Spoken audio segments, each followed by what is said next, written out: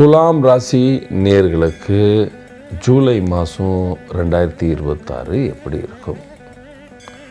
குரு பகவான் 10ஆம் பாவத்தில் இருக்கிறார் சுக்கிரன் புதனுடன். சனி பகவான் 6ஆம் பாவத்தில் இருக்கிறார். 6ஆம் பாவத்தில் சனி இருந்தால் விரோதிகள் குறைவார்கள். குரு 10ல் இருந்தால் தொழிலில் அலைச்சல்கள் அதிகமாக இருக்கும். 8ஆம் பாவத்தில் செவ்வாய் ரிஷப செவ்வாயாக இருக்கு. தேவையில்லாதது பேசி கோபத்தை உருவாக்குவாங்க. விரோதிகள், கணவர் மனைவிக்கு விவாதம், வீட்டில் விவாதம், சரியான நேரத்தில் சாப்பிட முடியவில்லை, அப்பா அம்மா வீட்டை விட்டு வெளியே போயிடலாமா என்ற சிந்தனை, வீட்டிலேருந்து வெளியே போயிடலாமான சிந்தனை, சாப்பாடு டேஸ்ட்டாக இல்லை, தட்டை எட்டி ஒதுக்கிறது அல்லது தட்டை அப்படியே விட்டுட்டு வர்ற மாதிரி கோபங்கள் எல்லாமே வரும். கோபத்தை குறைக்க வேண்டும். 8ஆம் பாவத்தில் செவ்வாய் 2ஆம் பாவத்துக்கு அதிபதி. 2ஆம் பாவம் என்று சொல்லும் பொழுது குடும்பஸ்தானம். குடும்பஸ்தானாதிபதி கிரகம் 8ஆம் பாவத்தில் போகும் பொழுது அது தன்னுடைய வீட்டையும் பார்க்கிறது. தன்னுடைய வீட்டை பார்க்கும் பொழுது கோபங்கள் அதிகமாக வரும். ஏனென்றால் செவ்வாய் சூடு பிளானட். கோபம் அதிகமாக வரும்.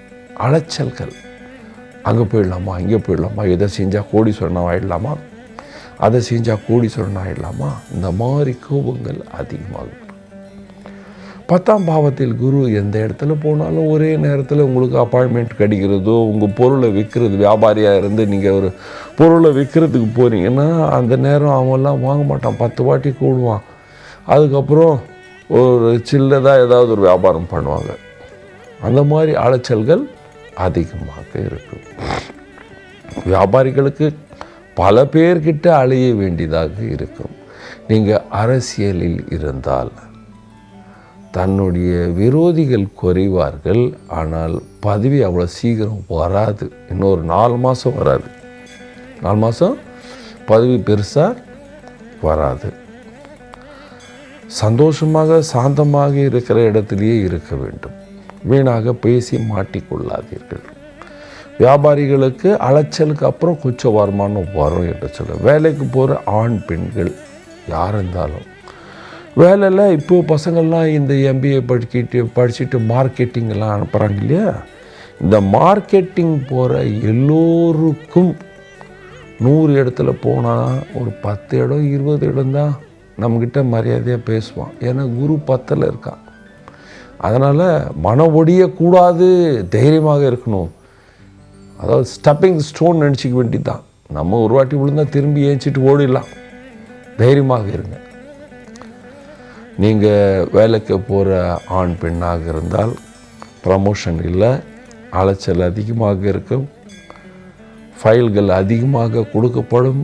நீங்கள் அதை ரெடி பண்ணி வீட்டில் போகிற நேரத்துக்கு அப்புறம் போக வேண்டிய நேரம் இருக்கும். 6 மணி 4 மணின்னா 4 மணிக்கு போகிறவங்க 6 மணிக்கு போகிறவங்க 8 மணிக்கு போக வேண்டிய நிலைமை இருக்கும். ஸ்டூடெண்ட் எல்லாமே கடுமையாக உழைத்து படிக்க வேண்டும் அப்பா. இல்லைன்னா அலைச்சல்கள் ரொம்ப அதிகமாக இருக்கும் ஸ்டூடெண்ட் எல்லோருக்கும்.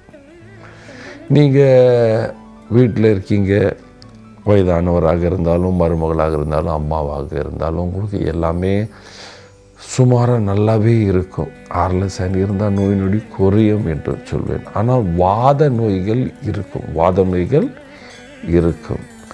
நீங்கள் என்ன பண்ணணும்? விவசாயிகள் சுமாரான லாபத்தை பார்க்கிங்க, ரொம்ப அலைச்சல் அதிகமாக இருக்கும். என்ன பரிகாரம் செய்யலாம்?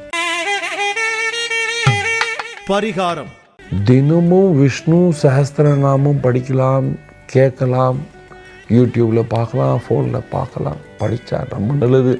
பகவான் விஷ்ணுவை தரிசனம் செய்ய வேண்டும். பகவான் விஷ்ணுவை தரிசனம் செய்ய. விஷ்ணுனா ராமர், கிருஷ்ணர், பெருமாள், ரங்கநாதர் எல்லாம் தரிசனம் பண்ணலாம்.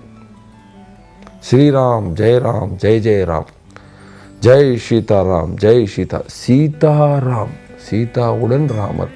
இது ஒரு மகா மந்திரம். இதை ஜபிச்சு கொண்டு இருந்தால் உங்களுக்கு இருக்கின்ற சகல கஷ்டங்கள் தீர்ந்து நீங்கள் எல்லோரும் சந்தோஷமாக சுகமாக வாழ்வீர்கள். நன்றி, வணக்கம்.